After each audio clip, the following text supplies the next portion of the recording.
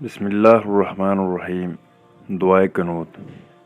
अल्लाहुम्मा इन्ना नस्तईनुका व नस्तगफिरुका व नुअमिनु बिका व नतवक्कलु अलैका व नुस्नी अलैकल खैर व नशकुरुका व ला नकफुरुका व नहलउ व नतरुकु मन यफजुरुक।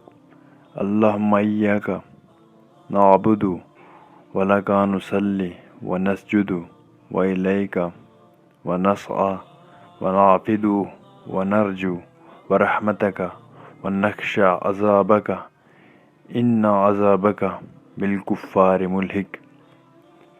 इसका तर्जमा कुछ यूँ है।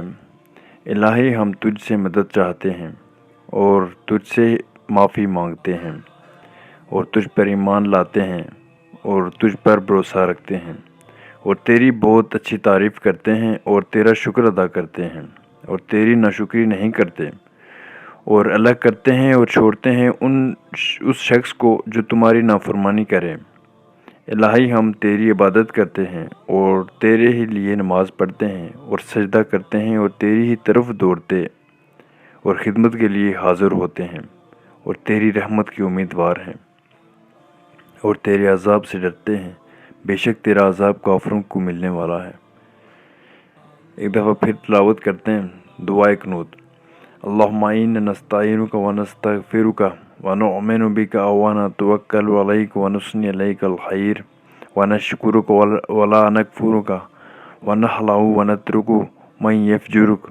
अल्लाहुम्मा इय्याका नअबुदु व लका नुसल्ली व नसजुदु व इलैका व नसआ व नाफिदु व नरजू व रहमतका व नख्शा अज़ाबका इन्ना अज़ाबका बिलकुफ़ार मुल्हिक। सदक़ल्लाहुल अज़ीम।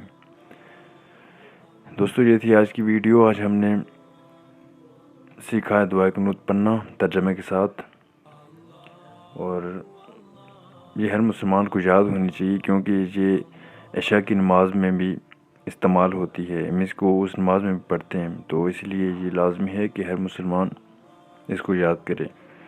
तस्वीर सामने रख के पढ़ने का मकसद ये है कि जिन लोगों को याद नहीं होती वो इससे स्क्रीनशॉट लेके अपने मोबाइल में सेव करके वहाँ से इजीली याद कर सकते हैं। तो इसीलिए पिक्चर से तिलावत करने का मकसद ये बनता है। तो दोस्तों, लाइक कीजिएगा, सब्सक्राइब कीजिएगा। मिलते हैं नेक्स्ट वीडियो में। तब तक के लिए अपना ख्याल रखिएगा। अल्लाह हाफिज़। अस्सलामु अलैकुम व रहमतुल्लाहि व बरकातुहू।